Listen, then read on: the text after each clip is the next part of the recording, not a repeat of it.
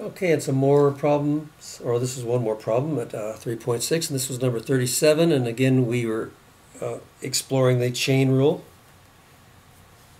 And we have our function u, f as a function of u, and u is g of x. So f as a function of u is going to be 2u over u squared plus 1. So eventually we're going to have to take the derivative of u, or f prime of u, because we're going to eventually be looking for this, which is equal to this, so we do have a derivative, f prime, at some value. So we're going to eventually have to take that. So we work this over on the side, and the derivative of this is going to be the quotient rule, low, d high, and the derivative of 2u is 2, less high, 2u d low, the derivative of 1 is 0, and then u squared is 2u, denominator squared below. And we can simplify this. We can multiply this out and get 2u squared plus 2 minus 4u squared, and then eventually becomes 2u minus 4u is negative 2u squared and a 2 in front, all over that. So that's my derivative, f prime of u.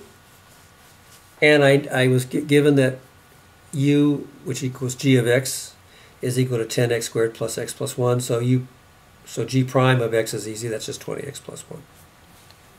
And then again, as we stated before, we know we're going to be looking for this evaluated at 0 in this case. It's going to be evaluated at 0. Okay. All right. Make this an orange 0 down here, excuse me. All right, so again, and this again, so you really get this chain rule, locked in. This is basically the composite function, so I'm taking the derivative of this composite function, and by the chain rule, that's going to be the derivative of the outside function evaluated at the inside function times the derivative of the inside function, or f prime of g of x times g prime of x. You need to know this. This is the chain rule, very basic to differential calculus. Now this is going to be at x equals 0, so I need to get my ingredients, so I need g of 0. So g of 0 is just 10 times 0 plus 0 plus 1, so 10 times 0 plus 1 times 0 plus 1, which is just 1.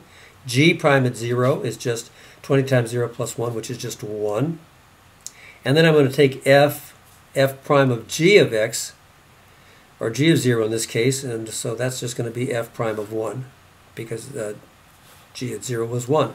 So f prime of 1, if I put 1 into f prime, where's f prime over here?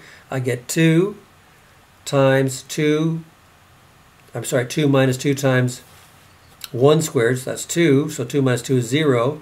So I have this over here, all over 1 squared plus 1, which is 2 squared, which is 4. So I end up with a 0 over 4 is just 0.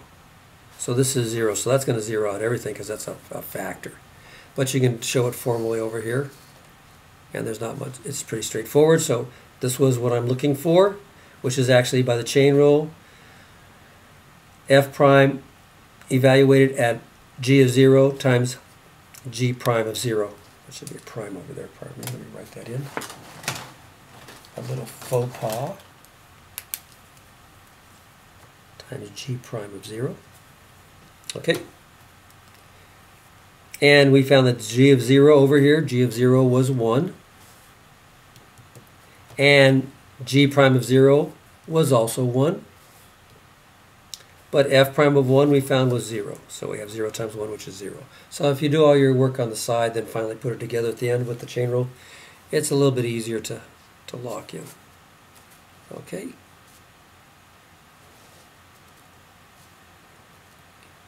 And we'll do more work with the chain rule.